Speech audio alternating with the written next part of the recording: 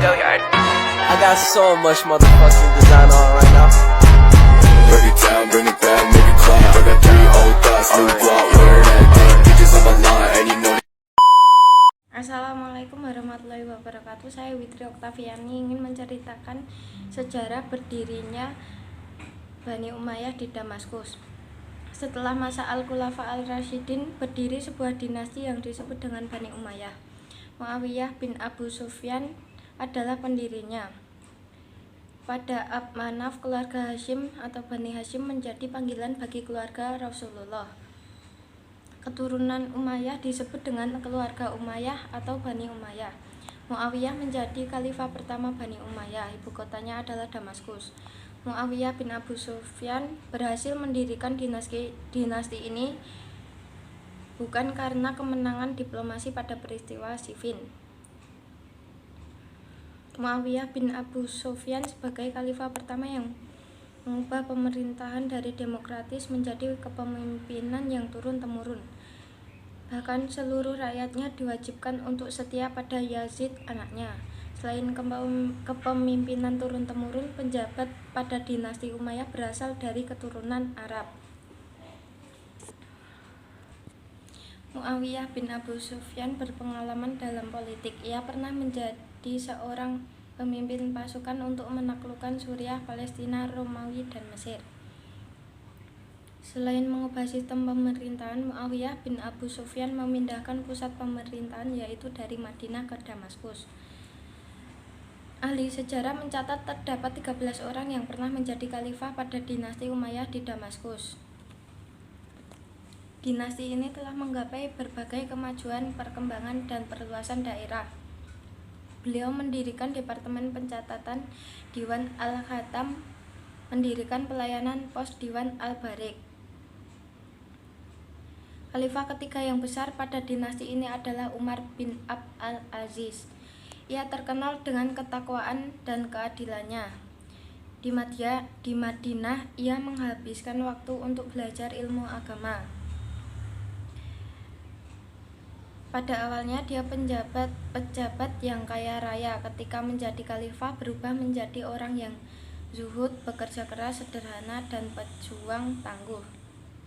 Umar bin Abd al-Aziz memiliki kebijakan yang mendukung kemajuan. Ia mampu mendamaikan antara Muawiyah, Khawarij, dan Syiah. Gaji gubernur dinaikkan. Pemerataan kemakmuran diberikan melalui santunan kepada fakir miskin. Kedudukan orang non-Arab yang dinomorduakan dengan orang-orang Arab menjadi disamakan.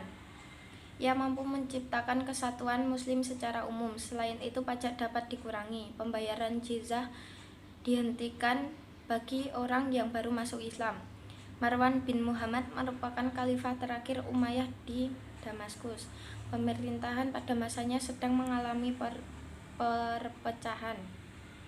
Masa jabatannya hampir seluruhnya difokuskan untuk menjaga kekuasaan Umayyah, seperti rongrongan dari keluarga Abbasiyah.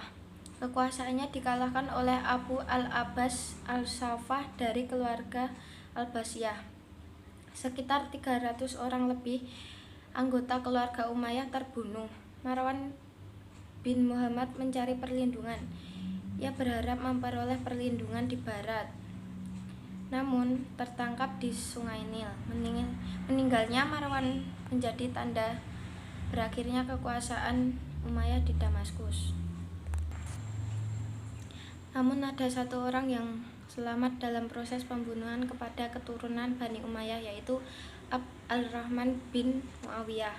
Dia dapat lolos dengan melarikan diri ke Spanyol.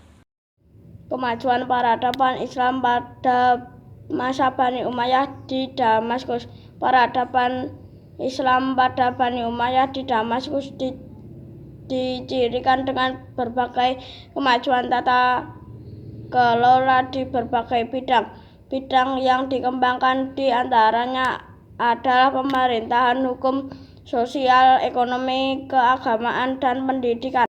Selain itu, dalam pemerintahan Bani Umayyah dibentuk juga beberapa dewan atau departemen, yaitu departemen yang mengurusi surat-surat negara dari khalifah kepada para gubernur atau menerima surat-surat dari gubernur adalah Dewan Ar-Rasil. 2. Lembaga atau pencatatan yang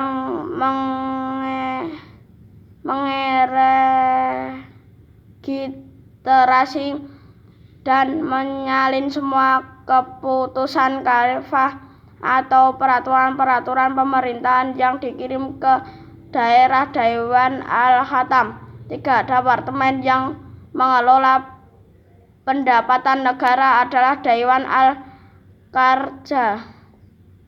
Layanan pos dan pengiriman informasi berita dari pusat ke daerah atau sebaliknya dikelola oleh Dewan Al-Barid. 5. Lembaga atau departemen di pertahanan yang bertugas mengordinasikan militer adalah Dewan Al-Furun.